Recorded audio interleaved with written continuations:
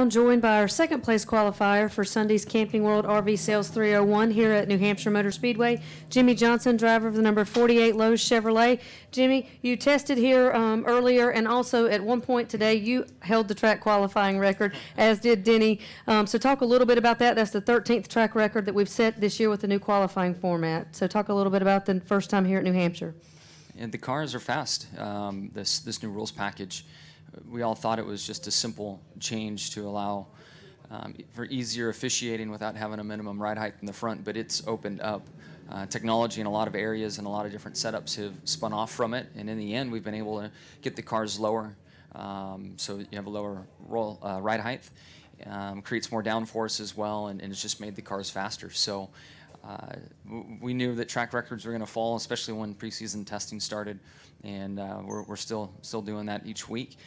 The good thing is, the test, we left feeling good about things, but I feel like we need to improve some, and Chad and the guys have done an amazing job and have brought a car that even when I miss my marks a little bit, it still produces a lap. And in practice, I was top of the board and had 2 tries at it and messed up both of those laps and still ended up on top. So I was very optimistic coming into qualifying today, and thought I had enough to get it there, and then saw Kyle's lap, and he definitely put one down.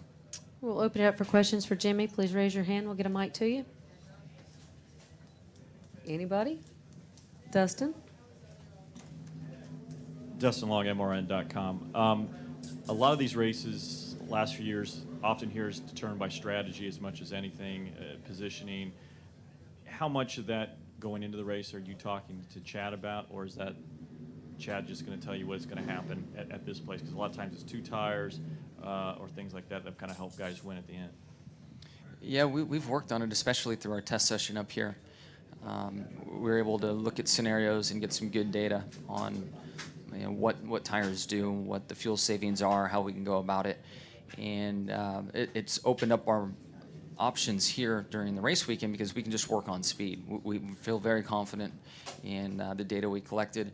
And to help yourself out the most, if you have a fast race car, you can use less brake, roll through the corner, and still bust off a good lap and preserve and conserve and all those things. So I think we're covering our bases right now. We have the data we need, and we've got a fast race car. Yes and no. I mean, it's not my natural tendency. When Chad tells me, okay, we need to save fuel, I can then talk to myself lap after lap and do the right things, but my natural tendencies are to use fuel. It's just the way I grew up driving.